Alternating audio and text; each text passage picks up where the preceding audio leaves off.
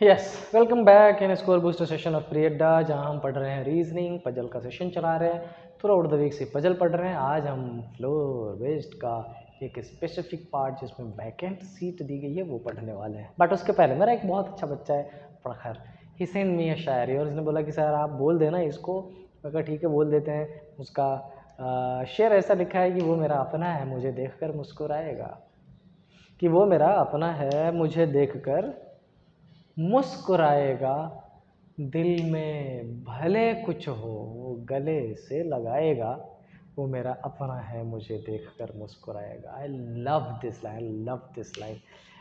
बहुत सारी बातें हैं इस दो लाइन के मिश्रण में ही। ओके, खैर आते हैं पढ़ाई पे। तो हम इसमें क्या कर रहे हैं, पजल सॉल्व कर रहे हैं खूब सारा। आपका पेपर बहुत करीब है, आप बहुत अच्छे पेपर लगा रहे होंगे।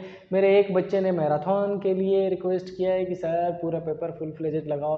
बेटा बहुत जल्दी उस पर आने वाला हूँ मैं, आपके लिए पूरा पेपर लगाऊँ। हाँ, क्योंकि SBI का सेशन हम कवर नहीं कर पा रहे, IBPS PO के लिए मीन्स 1 जुलाई से हम जो 1 अगस्त से मैं शुरू करने वाला हूँ उसको। लेट्स कम टू द, ज़्यादा बात नहीं करूँगा मैं, या आपको पता ही है क्यों, क्योंकि मैं बोलने लगूँ फिर आपका मैसेज आता है सर कुछ तो ज़्यादा ही बोल रहे हो सर, क्वेश्चन ही सॉल्व करा दो। तो आइए क्वेश्चन ही सॉल्व करते हैं। टिपिकल क्वेश्चन है, टाइम लगेगा, ध्यान से करना, खुद कर लो। पॉज करो इस वीडियो को, साइलेंट कर दो इस वीडियो को, चलते रहो, सॉल्यूशन कर लो। और अगर नहीं मेरे साथ कर रहे हो सो नेक्स्ट 10 मिनट आपका मेरा। क्या लिखा है, 8 persons 3 floors, ईच फ्लैट है 3। बाप रे, इसका मतलब 3 2 1 and floor number 1 2 3, floor number 1 2 3, 1 2 3 हमने लिख दिया। ये हो गया बेसिक स्ट्रक्चर। अब क्या करें, पढ़ लो एक बार। 3 फ्लोर्स आर कंसिडरिंग ये 1% in each flat immediate left only 1 floor is between. Okay, तो floor 1 is to the immediate left of 2 इतने तक। अब यहाँ से बेटा ये जो डेटा है इसका यूज करके करना है। अच्छा एक बात बताओ, पर्सन 8, फ्लोर कितने, 1 2 3 4 5 6 7 8 9 फ्लैट्स, मतलब एक कोई वैकेंट होगा। तो उस वैकेंट को हम अभी से नाम दे देते हैं V। इसमें नाम है क्या, नहीं है, तो MNOPQRST एंड V। एक भाई ना 9th फ्लोर है, लेट्स सी कहाँ बैठता है। Okay, only one floor is between O and P who lives in an odd numbered flat। क्या कह रहा है, ओनली वन फ्लोर। कह रहा है कि देखो इस O और P के बीच में एक फ्लोर है, फ्लैट की बात नहीं कही गई है। Who lives on an odd number flat, ये ऑड नंबर फ्लैट मतलब 1 और 3 में से किसी एक पर है। अभी डायरेक्ट कुछ इन्फॉर्मेशन, कुछ क्लैरिटी, आई डोंट थिंक। क्यों, सुनो, अगर P को 3 पे ले लिया तो यहाँ पॉसिबल है, अगर P को 1 पे ले लिया तो यहाँ पॉसिबल है। बट मसला ये है बेटा कि उसका फ्लैट नहीं पता। ये 2 2 3 3 1 3 1 2 number of assumptions can be created. तो आगे चल लेते हैं, एक बार रीड कर लो। Only one floor is between O and P who lives on an odd number flat. Okay, अच्छा ऑड नंबर फ्लैट में है। ओके, ऑड नंबर फ्लैट का मतलब ये है कि O और P की position up and down possible है, और P या तो 1 या तो 3 फ्लैट में है। तो अगर यहाँ रख दिया तो यहाँ भी पॉसिबल है, यहाँ रख दिया तो यहाँ भी पॉसिबल है, यहाँ रख दिया तो यहाँ भी पॉसिबल है, और इसमें भी पॉसिबल है। लेकिन हमारे पास अप डाउन की कंडीशन नहीं है। आगे ही पढ़ लेते हैं, थोड़ी सी कोशिश कर लेते हैं।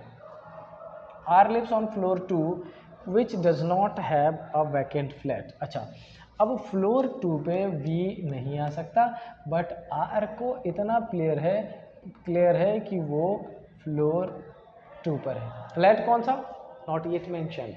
ओके, अब क्या लिखा है, Q lives exactly above O and lives in the odd numbered flat। अच्छा सुनो, क्यू के बारे में इंफॉर्मेशन दे दिया कि क्यू एग्जैक्टली ऊपर है।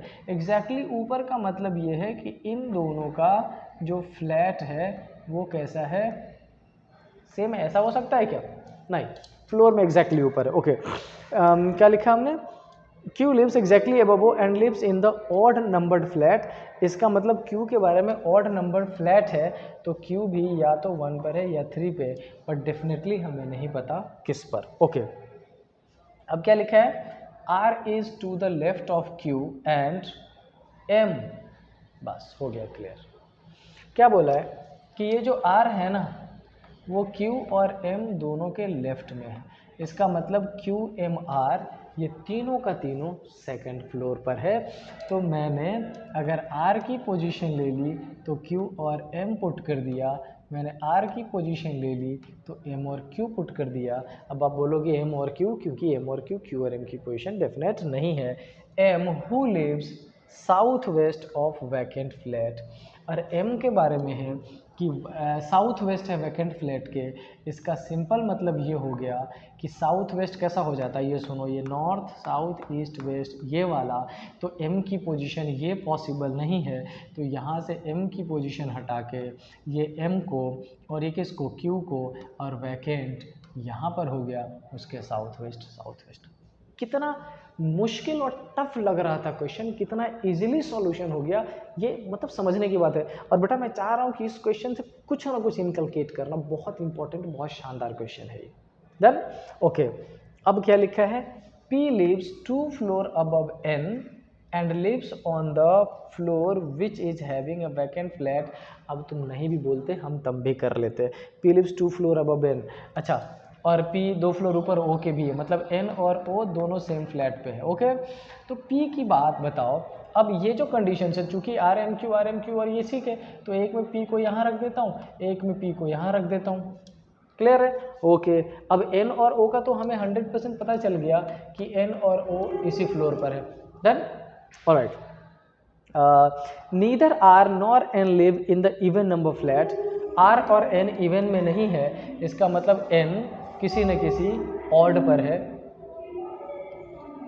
N ऑड पे, अच्छा P भी तो 1 और 3 में, तो P को भी 2 से हटा देते हैं ना, यहाँ पर P की पोजीशन क्लियर हो गया।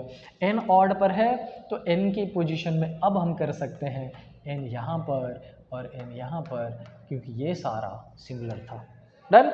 ओके, अब क्या लिखा है? S live immediately left of O। S immediately left है O के, तो ये S और O, ये S और O इमीडिएटली लेफ्ट है। Okay, and lives the same flat as T, और S का सेम फ्लैट है T का, तो S के रेस्पेक्ट में T, इसमें हमारा ये S है, T पॉसिबल नहीं है, एलिमिनेट 100% करेक्ट। क्या लगा क्वेश्चन सॉल्यूशन करके? टिपिकल है? Yes it is. क्या मुझे थोड़ी सी दिक्कत हुई इसको सॉल्व करने में? Yes Indeed. लेकिन क्या इतना टिपिकल है कि नहीं कर पाए? ऐसा कुछ नहीं है। तो देखो, मेरा इस क्वेश्चन के सॉल्यूशन के साथ आपको एक चीज़ बताने का बड़ा मन हो रहा है, वो ये कि जब कभी क्वेश्चन ऐसा लगे जो थोड़ा सा डिफिकल्ट हो, आपके मन में थोड़ी सी घबराहट हो, पेशेंस रखिए और क्वेश्चन को आगे सॉल्व करते वो रखते हैं ना, patience is the key of success. आगे बढ़ोगे, पढ़ते रहोगे ना, आपने जो प्रीवियस ईयर, आपने जो अलग डिफरेंट क्वेश्चन है उसका सॉल्यूशन इतना कर रखा है कि वो आपके आगे आने वाले डिफ़िकल्टीज़ को ईजी कर देगा। यही एक्सपीरियंस है और यही बोलता है, और इसी बेसिस पे सॉल्यूशन हुआ है। अब क्वेश्चन क्या बोला है? What is the position of the vacant floor. Vacant floor का क्या पोजीशन है? हमने 3rd फ्लोर पर बना दिया था, सबसे ऊपर है, बहुत ज़्यादा मुश्किल नहीं है, इट्स वेरी सिंपल, बहुत सिंपल। अब मुझे इस क्वेश्चन के बाद let me tell you one thing जो इम्पॉर्टेंट है, और चूँकि अभी तक जो ऑनलाइन का सेशन है हमारा, उसमें ये बातें नहीं हो पाई है, अटेम्प्ट की कंडीशन के बारे में थोड़ी सी बात कर लेते हैं। सुनो, स्टेट बैंक ऑफ इंडिया का एग्जामिनेशन निकालना बहुत मुश्किल नहीं है, लेकिन बहुत इजी भी नहीं है। स्टेट बैंक ऑफ इंडिया के बारे में मेरे जो अपने बच्चे पिछले 10-12 ईयर से मेरे पढ़ाए हुए जो बच्चे अभी तक पढ़ रहे हैं, उसकी कहानी अगर बताऊँ तो मुझे एक बच्चा याद आता है, पुनीत, जो स्टेट बैंक ऑफ इंडिया में अब तो मैनेजर हो गया है, बड़े शानदार रजिस्ट्रेशन में वो, लेकिन बड़ा जिद था उसको, बहुत शानदार बच्चा था। किस स्टोरी कभी उसकी आगे बताऊंगा मैं, अभी फ़िलहाल मैं ये बताना चाह रहा था कि बेटा अगर आप प्री क्वालिफाई कर लेते हो SBI का, तो मेंस क्वालिफाई करना आपके लिए बड़ा इजी और मतलब अच्छा हो जाता है, आप नॉर्मली कर सकते हो। मेंस में बेसिकली आप देखा होगा आपने कि कटअप भी बहुत हाई नहीं जाता और अटेम्प्ट भी बड़ा अच्छे पैटर्न से रहता है और आप कर भी सकते हो। It's not a bit difficult. जैसा कि प्री की बात करते हैं, प्री में क्या होता है कि ना केवल आपको टाइम को मैनेज करना है, बल्कि टाइम के मैनेजमेंट के साथ साथ क्वेश्चन का जो लेवल है उस लेवल पे प्रॉपर सॉल्यूशन भी करना है। And that is something where you need to focus, where you need to manage your time.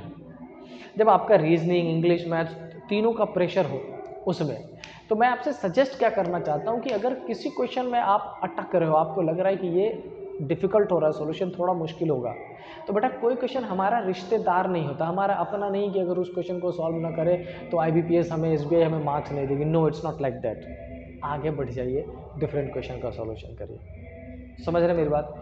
मैं मानता हूँ कई बार ये लगने लगता है कि अरे इस क्वेश्चन को ऑलरेडी इतना टाइम दे दिया, अब आगे नहीं करूँगा तो टाइम खराब हो गया, बट नो, ऐसा भी तो हो सकता है कि दोबारा आप सॉल्यूशन कर रहे हो और उसमें अटक के रह जाओ। इसलिए मेरी सजेशन नहीं होती। पहला। दूसरा, कॉम्बिनेशन बना के सॉल्यूशन करते रहिए जब आप अभी PYQ या अदर चीज़ें लगा रहे हो। कॉम्बिनेशन का मतलब एक मुश्किल AQG क्वेश्चन जैसे सिलॉक्स और सिटिंग अरेंजमेंट, इनइक्वालिटी और पजल, डायरेक्शन डिस्टेंस और puzzle, blood relation and so on, इस तरीके का प्रोसेस, ये आपके सॉल्यूशन में बहुत हेल्प करने वाला है। तो आई होप आपका प्रिपरेशन बहुत शानदार चल रहा होगा, बहुत तगड़ा चल रहा होगा, आप बड़े अच्छे से काम कर रहे होंगे।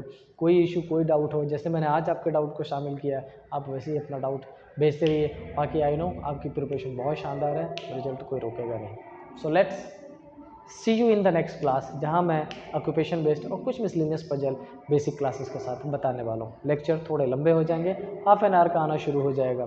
तो see you there in the next class. Till then stay happy. जय हिंद।